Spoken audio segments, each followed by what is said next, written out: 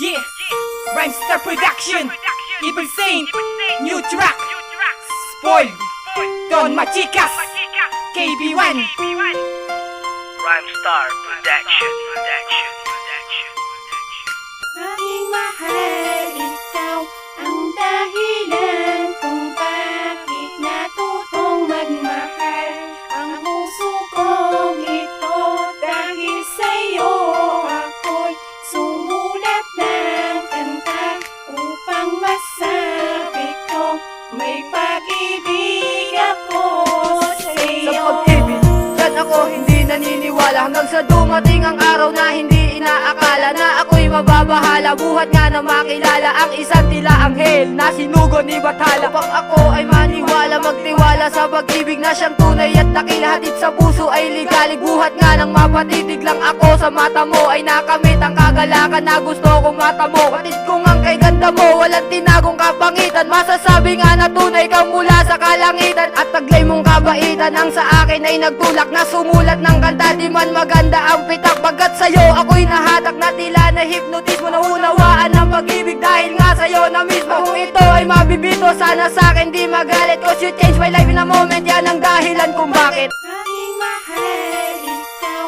ang dahilan kung bakit natutong magmahal.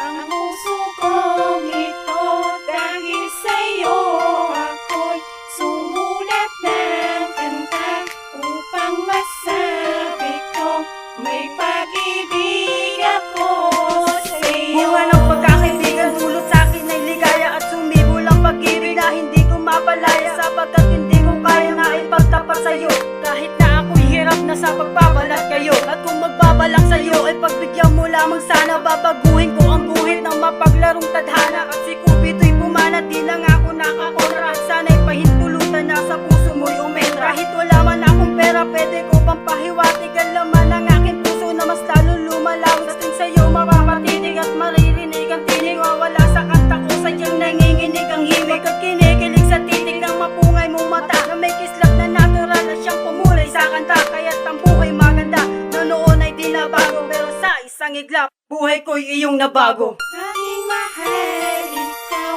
ang dahilan kung bakit natutong magmahal. Ang puso kong ito dahil sa'yo ako'y sumulat ng kanta upang masabi ko may pag-ibig ako sa'yo. Sa katagalan ng pag-ibig akin ang naunawaan na parang isang sakit na maaari kang hawaan at hindi pwedeng hawakan, di rin pwedeng kontrahin. May sariling mekanismo na di kayang kontrolin, kaya ako'y nag-alanganin na sa'yo'y di pagtapat. Patid ko na pag-ibig ko para sa'yo'y hindi sapat, kaya akin ang minarapat na sa'yo'y di banggitin. Baka